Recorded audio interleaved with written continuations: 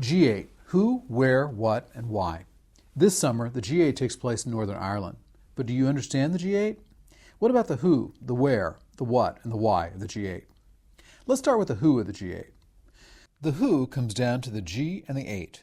The G means group, and not any old group. It means a group of nation-states, in this case 8. There are 8 nation-states in the G8. The G8 members are Canada, France, Germany, Italy, Japan, Russia, the United Kingdom, the United States, and the European Union. Hold on, you say. That's 9, not 8.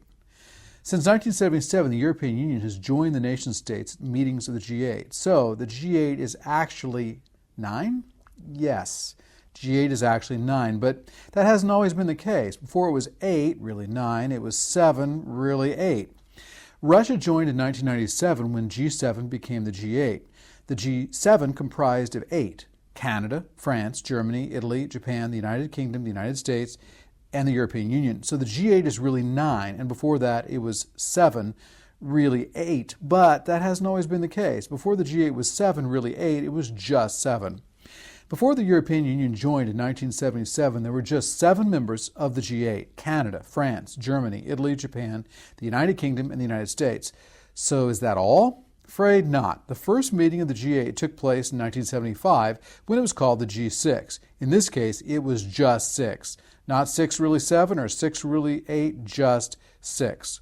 France, West Germany, Italy, Japan, the United Kingdom, and the United States are the founding members of the G8. So that's the who of the G8? Well, not quite. Each year, the G8 has a different agenda. Depending on the agenda, non-G8 nation-states and non-G8 international organizations join the core G8. The United Nations Educational, Scientific, and Cultural Organization, the World Bank, the World Health Organization, the World Trade Organization, the World Food Program, the International Atomic Energy Agency, the International Fund for Agricultural Development, the International Labor Organization, the Organization for Economic Cooperation and Development, the Commonwealth of Independent States, the Food and Agriculture Organization, the African Union, and the League of Arab States.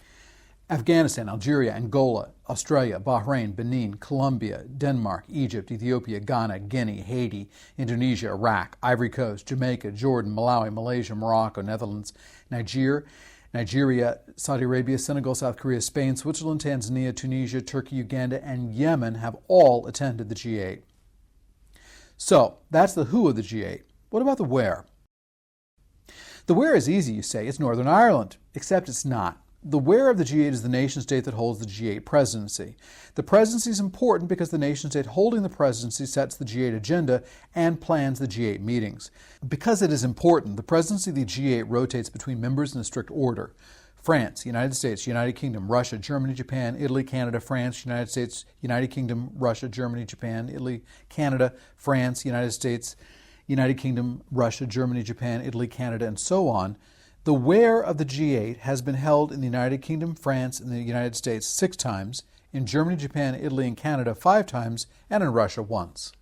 This year, the G8 Leaders Summit takes place in Lochar in Northern Ireland, but that's not the where of the G8. The where of the G8 is the United Kingdom. That's because the Leaders Summit is just one of many G8 meetings taking place in the UK during its presidency of the G8. These meetings combined are the where of the G8. So, what about the what of the G8? The G8 is one of the most influential actors in global politics, but it has no staff and no budget. You can't see the G8. It does not have a headquarters building or even a building. In fact, it's not an organization at all. The what of the G8 is best explained by thinking in layers. Each layer represents a level of meetings in the system that makes up the G8. There are 3 layers: leaders, ministers, and Sherpas. The top layer of the G8 is the Leaders Summit. When people refer to the G8, they often mean the Leaders Summit of the G8. This is the annual summertime summit where leaders of the G8 nation-states, the EU, and invited non-G8 nation-states and non-G8 international organizations meet. This is what is taking place in Northern Ireland in summer 2013. But this is just one layer of the G8. Below the Leaders Summit is the middle layer, the Ministers' layer. This isn't a place where ministers hide away and demonstrate fire-breathing powers. It's a layer where G8 government ministers meet throughout the year to prepare for the Leaders Summit.